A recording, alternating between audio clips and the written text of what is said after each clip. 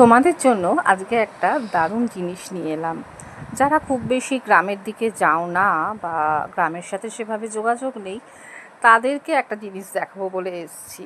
তোমরা তো জানোই, কিছুদিন আগে আমি গ্রামের বাড়িতে গেছিলাম এবং একটা দামোদর আর রূপনারায়ণকে যুক্ত করেছে একটা খালের পাশে গিয়েছিলাম আমরা বেড়াতে।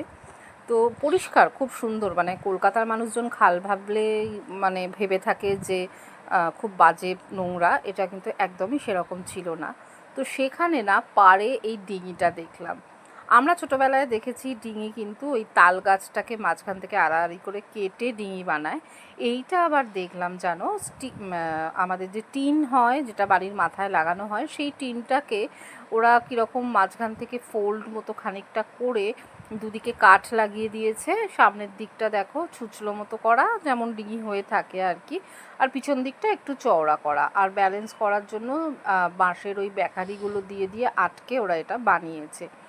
তো আমি তাই ভাবলাম যে মানুষ কীরকম জুগাড়ু জিনিস দিয়ে সুন্দর সুন্দর জিনিস বানিয়ে ফেলে।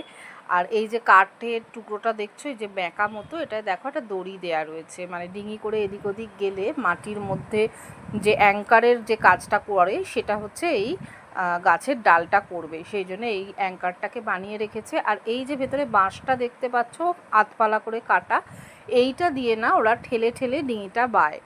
ইউজুয়ালি ডিঙি খুব একটা গভীর জলে তো চালানো হয় না, যেখানে নিচে মাটি পাওয়া যায়, মানে এই লগিটা দিলে সেই জায়গায় মাটিতে ঠেলে ঠেলে ওরা ডিঙিটাকে এগিয়ে নিয়ে যায়। তো ছোটোবেলায় এক আধবার চড়েছি গ্রামের বাড়িতে, বড় হয়ে কখনো চড়িনি।